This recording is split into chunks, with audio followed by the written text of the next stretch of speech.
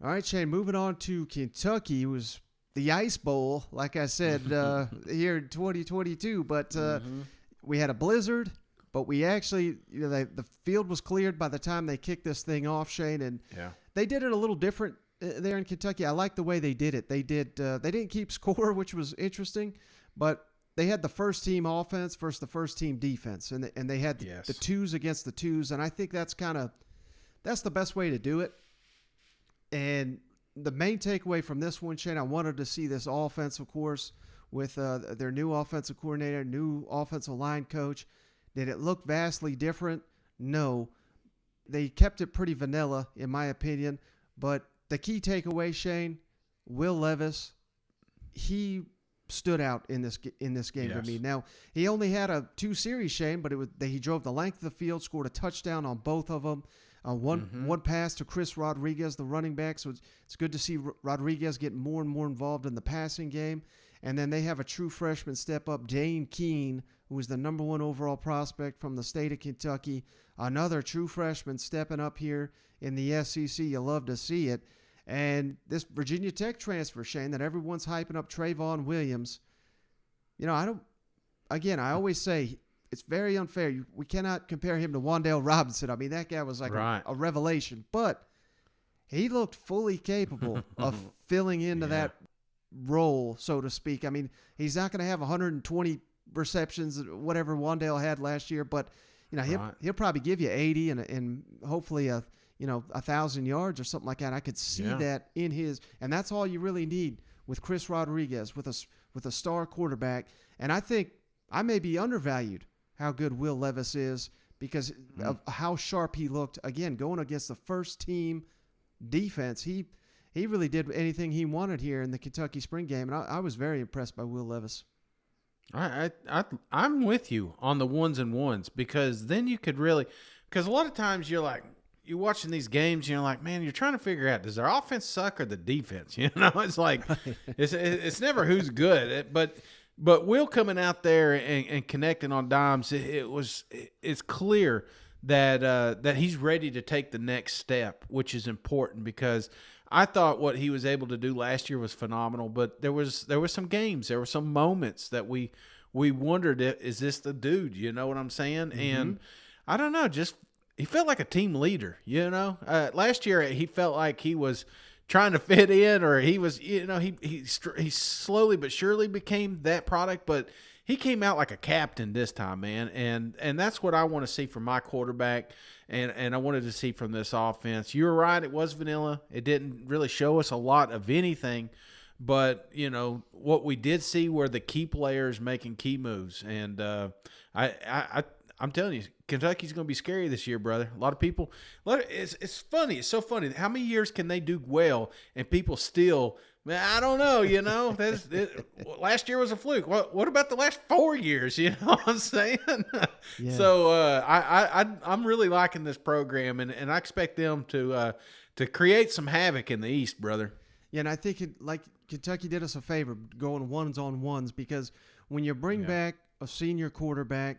And, the format of these games, they're not touching the quarterback. So they have no fear.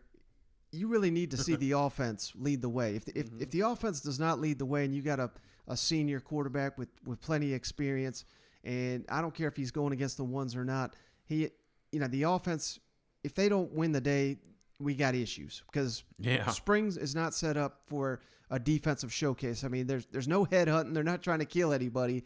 But so that was a great sign, I thought, from Will Levis. Chris Rodriguez, he looked he didn't play a ton, but he looked pretty solid. And one guy I was really looking for, Jatwan McClain, the backup running back. He is starting to emerge there with Cavassier Smoke. So we got a three-headed monster once again at running back for Kentucky.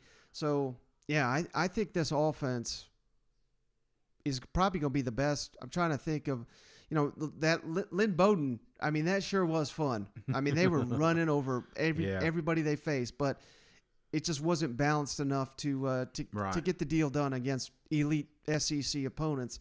This offense could be, and like I said, we've not even seen a Kentucky defense at full force in a showcase game like this. So as long as that defense continues to take strides, This should be the best D line they've ever had. This may be the best linebacking core in the SEC with all the guys they got returning there.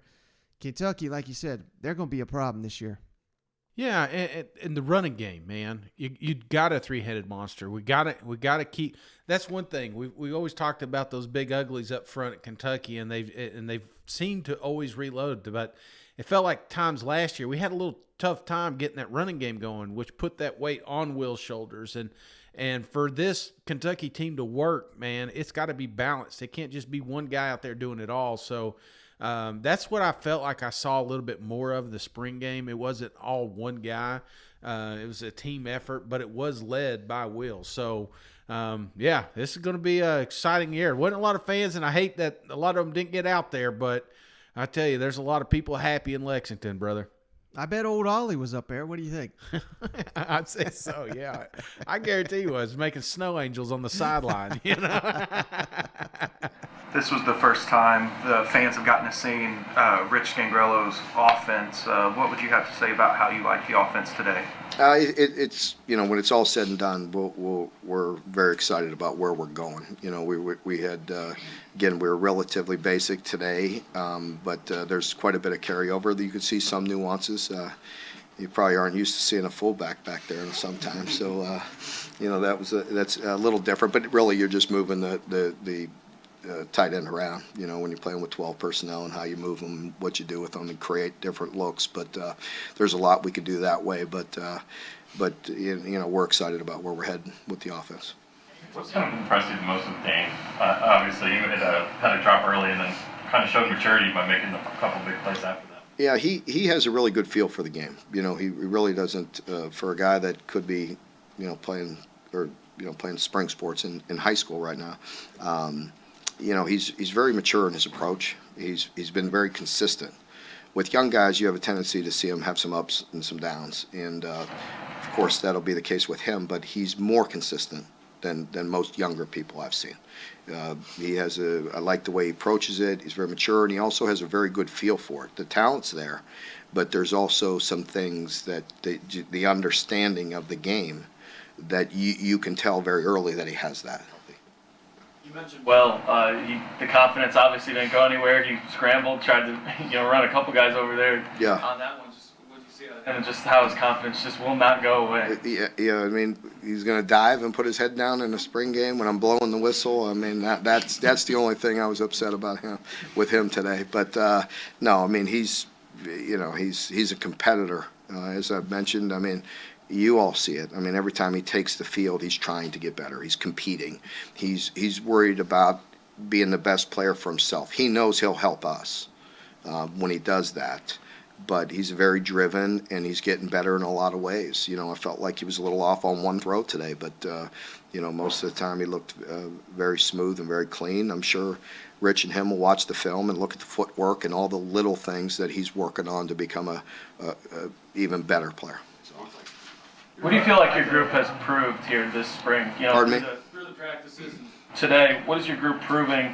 What are they showing you that what they're made of? The team or the team is, it doesn't surprise me. I mean, I know them, I'm around them all the time, and their approach is very consistent, and we're constantly striving to get better.